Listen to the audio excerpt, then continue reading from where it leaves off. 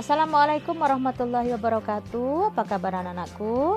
Kali ini kita kembali belajar di tema 1, subtema 1 kelas 6, tema selamatkan lingkungan hidup, subtema tumbuhan sahabatku. Nah, sekarang kita siapkan dulu alat tulisnya. Silakan dicatat dan dirangkum. Kita belajar tentang macam-macam penyerbukan. Sudah siap anak-anak? Macam-macam penyerbukan yang pertama itu berdasarkan asal serbuk sarinya, yaitu nomor 1, penyerbukan sendiri. Penyerbukan sendiri merupakan penyerbukan pada suatu bunga yang serbuk sarinya berasal dari bunga itu sendiri. Jadi penyerbukan ini terjadi serbuk sari dan kepala putik berasal dari satu bunga. Berasal dari satu bunga. Itu namanya penyerbukan sendiri. Nah, yang kedua adalah penyerbukan tetangga. Penyerbukan tetangga adalah jika serbuk sari jatuh ke kepala putik pada bunga lain, tetapi bunga tersebut masih terletak dalam tumbuhan itu sendiri. Nah, sebagai gambaran, ada satu tanaman, dia memiliki dua bunga. Bunga A dan bunga B. Nah, serbuk sari pada bunga A itu jatuh ke kepala putik pada bunga B. Tetapi kedua bunga tersebut masih dalam satu pohon atau satu tumbuhan. Ya, paham? Penyerbukan selanjutnya adalah penyerbukan silang. Di mana penyerbukan silang ini terjadi ketika serbuk sari jatuh ke kepala putik bunga yang lain yang berbeda tumbuhan tetapi masih sejenis.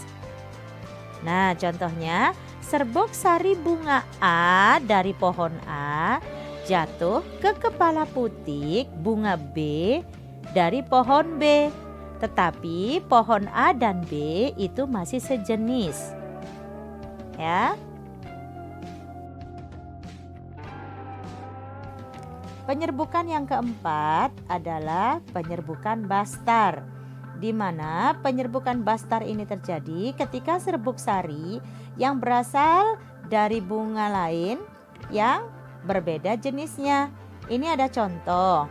Di sini ada bunga lili warna orange dan bunga lili warna ungu. Nah, ini sudah berbeda jenisnya. Serbuk sari bunga lili warna orange jatuh ke kepala putik bunga lili warna ungu.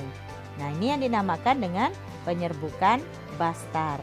Dan biasanya hasil dari penyerbukan bastar ini akan menghasilkan jenis baru atau varietas baru. Nah, ini dinamakan penyerbukan bastar.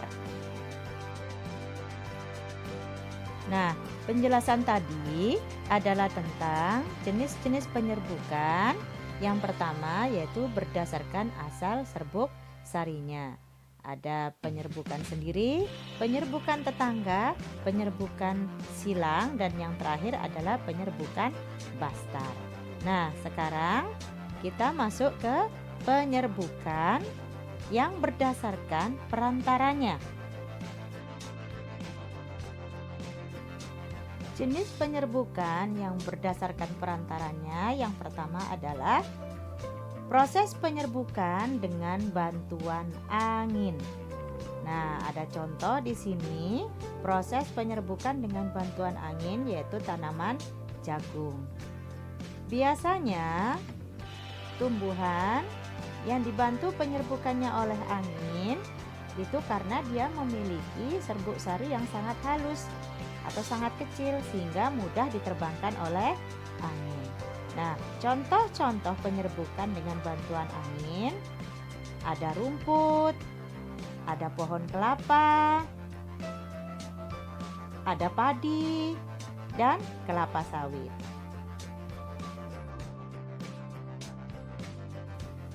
Selain penyerbukan dengan bantuan angin, ada juga penyerbukan dengan bantuan hewan.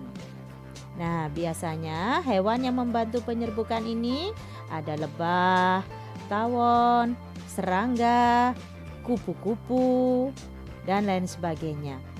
Biasanya bunga yang penyerbukannya dibantu oleh hewan itu adalah bunga yang memiliki warna yang bagus, yang cerah, kemudian memiliki madu, sehingga menarik perhatian para hewan, serangga, lebah, kupu-kupu, dan lain sebagainya untuk datang dan hinggap di bunga tersebut.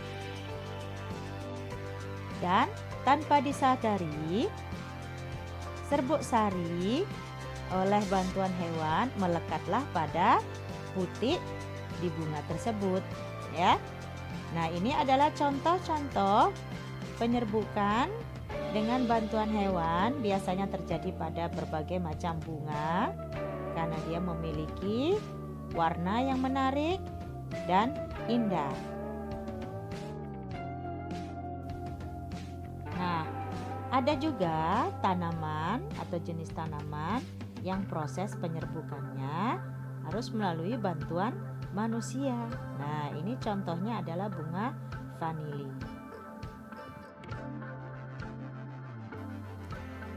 Mengapa bunga vanili ini memerlukan bantuan manusia atau campur tangan manusia dalam penyerbukannya?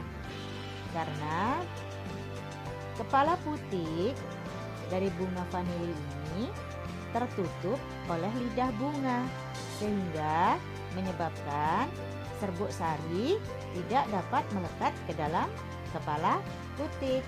Nah, ya. Dan ini adalah contoh tanaman yang penyerbukannya melalui campur tangan manusia.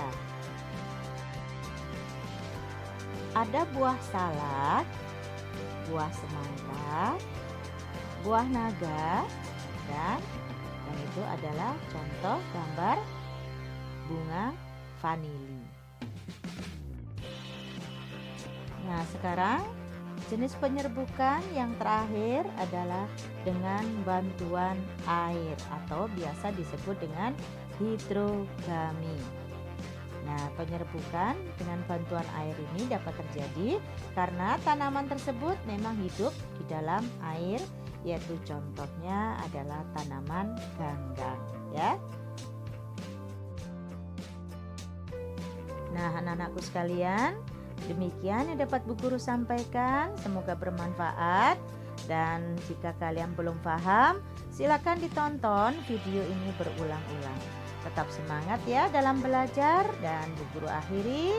Terima kasih. Assalamualaikum warahmatullahi wabarakatuh.